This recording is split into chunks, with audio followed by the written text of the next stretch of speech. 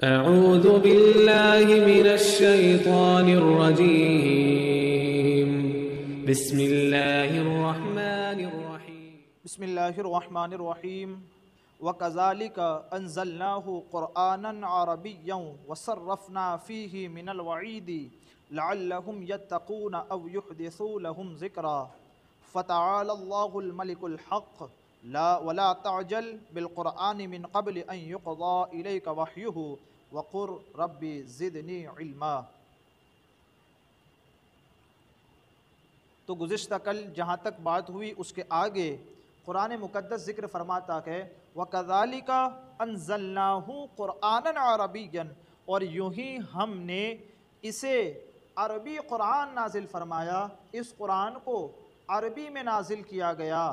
وَصَرَّفْنَا فِيهِ مِنَ الْوَعِيدِ، اور اس میں مختلف انداز سے عذاب کی وعیدیں بھی بیان کی گئی ہے۔ توجہ دیں کہ قرآن مقدس کو عربی میں ذکر کیا گیا تاکہ عربستان کے لوگ، عربی جاننے والے لوگ جب اسے سنیں تو وہ حیرت زدہ ہو جائیں اس کی فصاحت سے، اس کی بلاغت سے، اس کے الفاظ، اس کے معانی، اس کے رموز، اس کے اسرار، اور ایسا کلام ہے یہ عاجز کر دینے والا کلام ہے، اور آخر میں وہ یہ کہنے پر مجبور ہو جائیں کہ یہ کلام کسی بشر کا نہیں بلکہ خود خالق کائنات کا کلام ہے۔ تو یہ عربی میں قرآن عربوں کو حیرت میں ڈالتا ہے، اور عجمی جب اس قرآن مقدس کو پڑھتے ہیں اور سمجھتے ہیں تو یہ قرآن انہیں عزت عطا کرتا ہے، شان، بلندیاں، رفعت، مقام، مرتبہ، منزلیں اسے عطا کی جاتی ہے۔ کیا دیکھتے نہیں کہ ایک عجمی ہوتا ہے قرآن کریم کی تلاوت کر رہا ہوتا ہے، لوگ اسے اپنی آنکھوں پر بٹھاتے ہیں، یہ عزت اسے کیسے ملی ہے؟ یہ اسی قرآن کے سبب جسے عربی میں اتارا، جب اسے عجمی پڑھتا ہے تو یہ قرآن اسے بھی عزت عطا فرماتا ہے۔ سبحان اللہ۔ اب یہ چیز ہو گئی، اس کے بعد قرآن فرماتا ہے وَصَرَّفْنَا فِيهِ مِنَ الْوَعِيدِ، اور ہم نے اس میں مختلف طریقے سے عذاب کی وعیدیں سنائی ہے۔ عذاب کی وعیدیں ہیں، کبھی قیامت کا ہولناک تذکرہ ہوتا ہے، اس کا منظر ہمارے اور آپ کے سامنے پیش کر دیا جاتا ہے، حساب و کتاب کی باتیں، قبر کی تاریک رات کے بارے میں بتایا جاتا ہے، قبر کے وحشتناک منظر کو ہمارے سامنے پیش کیا جاتا ہے، قبر سے اٹھنے کے منظر کو کبھی ہمارے سامنے پیش کیا جاتا ہے، جہنمیوں کے کھانے کے بارے میں ہمارے سامنے اس کو بیان کیا جاتا ہے، ان لدینا انکالا وجحیما وطعاما ذا غصۃ وعذابا علیما، وہ کالا دھواں جو میدان محشر میں اٹھے گا، لوگ نہ دیکھ رہے ہوں گے، ایک دوسرے کو گر پڑ رہے ہوں گے، اس کے بارے میں تذکرہ ہوتا ہے۔ تو یہ ساری چیزیں قرآن مقدس نے عذاب کی وعیدیں سنائی، کس بنیاد پر؟ لعلہم یتقون، تاکہ لوگ ڈریں، اللہ تبارک و تعالیٰ کے عذاب سے ڈریں، اللہ تبارک و تعالیٰ کے عذاب سے ڈر کر وہ اس کے سچے اور اچھے بندے بننے کی کوشش کریں، اور او یحدثوا لہم ذکرا، یا قرآن ان کے دل میں کچھ غور و فکر پیدا کر دے کہ جس خالق کائنات نے اس قرآن مقدس کو ہماری ہدایت کے لیے اتارا، اس ہدایت کو قبول کر کے وہ رب کی ابدی نعمتوں کو حاصل کرنے والا بن جائے، اور اگر اس نے نہ مانا تو یہ عذاب بھی بتا دیا گیا، اور اس عذاب سے ڈر کر وہ رب کے بارگاہ میں آ کر جھک جائے، اس کے احکام اور فرامین کو ماننے لگے، اور قیامت میں اس کی جو نعمتیں حشر، میدان حشر کے بعد اسے ملنے والی ہے، وہ ان نعمتوں کا حقدار ہو جائے۔ اس لیے قرآن مقدس کو ہم اور آپ کثرت سے پڑھا کریں، اور اس میں غور و فکر کیا کریں، کہ اس میں غور و فکر کرنا بندے کو اپنے رب سے قریب کر دیتا ہے۔ اور اس کے بعد والی جو آیت ہے، اس کا مفہوم بھی بہت دلچسپ ہے اور ہمارے اور آپ کے سمجھنے کے لیے کہ قرآن فرماتا ہے فَتَعَالَى اللَّهُ الْمَلِكُ الْحَقِّ، تو وہ اللہ بہت بلند ہے جو سچا بادشاہ ہے۔ سبحان اللہ۔ رب کائنات، اس قرآن کو نازل کرنے والا، محبوب صلی اللہ تعالیٰ علیہ وسلم پر قرآن کو اتارنے والا جو رب کائنات ہے، وہ رب سب سے بڑا بادشاہ ہے۔ جب کوئی نہیں تھا تب بھی وہ بادشاہ تھا، کچھ نہیں ہوگا تب بھی وہ بادشاہ رہے گا، اور جب قیامت میں سب کو جمع کیا جائے گا تب بھی اعلان ہوگا لمن الملک اليوم، آج کس کی بادشاہت ہے؟ للہ الواحد القہار، صرف اور صرف قہار حقیقی کی بادشاہت ہے، آج بھی اس رب کائنات کی بادشاہت ہے۔ تو یہ جتنے بادشاہ عارضی طور پر بنتے ہیں، ان کی بادشاہت آتی ہے اور ختم ہو جاتی ہے، صرف ہمارا رب ہے جس کی بادشاہت ہمیشہ سے قائم ہے اور ہمیشہ قائم رہنے والی ہے۔ سبحان اللہ۔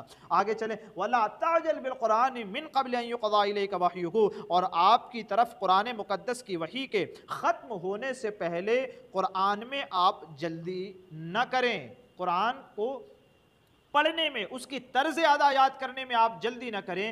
آپ کا رب آپ کو مشقت میں نہیں دیکھنا چاہتا، مشقت میں نہیں ڈالنا چاہتا۔ اللہ تعالیٰ اس قرآن مقدس کے وحی کے ذریعے جو آپ وحی کے ذریعے جو قرآن مقدس آپ کو عطا کیا جاتا ہے، یہ سارے معاملات اللہ تبارک و تعالیٰ آپ پر آسان فرما دے گا۔ تو اس کی طرز ادا یاد کرنے میں محبوب آپ جلدی نہ کریں۔ اور آخر میں قرآن مقدس میں جو دعا ہے، حضور علیہ الصلاۃ والسلام کو جس دعا کا حکم دیا جا رہا ہے، اور عموماً ائمہ مساجد علماء اس کو پڑھتے رہتے ہیں اور یہ دعا کو مانگتے رہتے ہیں، وقل ربی زدنی علما۔ اور محبوب صلی اللہ تعالیٰ علیہ وسلم، ہمارے آقا صلی اللہ علیہ وسلم کو حکم دیا جا رہا ہے، اور عرض کرو اے میرے رب میرے علم میں اضافہ فرما۔ حضور صلی اللہ تعالیٰ علیہ وسلم کو کس چیز کا حکم دیا جا رہا ہے؟ آپ دعا کریں۔ کون سی دعا کریں؟ ربی زدنی علما، اللہ تبارک و تعالیٰ علم میں اضافہ ہو، ایسی دعا کرنے کا حکم دے رہا ہے۔ قرآن مقدس محبوب صلی اللہ تعالیٰ علیہ وسلم پر نازل ہو رہا ہے، اور ایک علم کا خزانہ حضور صلی اللہ تعالیٰ علیہ وسلم کو حاصل ہو رہا ہے، اس کے باوجود اللہ تبارک و تعالیٰ فرماتے ہیں محبوب دعا یہ کریں کہ اللہ علم میں اضافہ فرمائے۔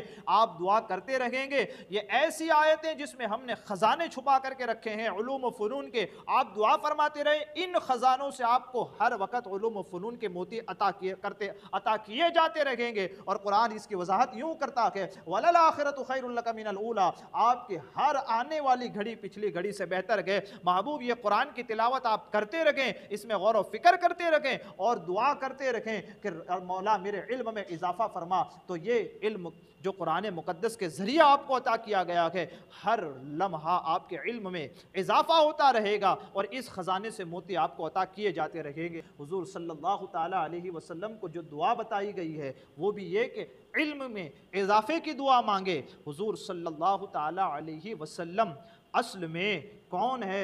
اللہ تبارک و تعالیٰ معطی، دینے والا ہے، محبوب عطا کرنے والے ہیں۔ تو محبوب آپ ہم سے علم میں اضافے کی دعا مانگو، آپ ہم سے لینے والے ہیں، اور مخلوق کو ہر چیز عطا کرنے والے ہیں۔ خالق سے لے کر مخلوق کو عطا کرنے والے آپ ہیں۔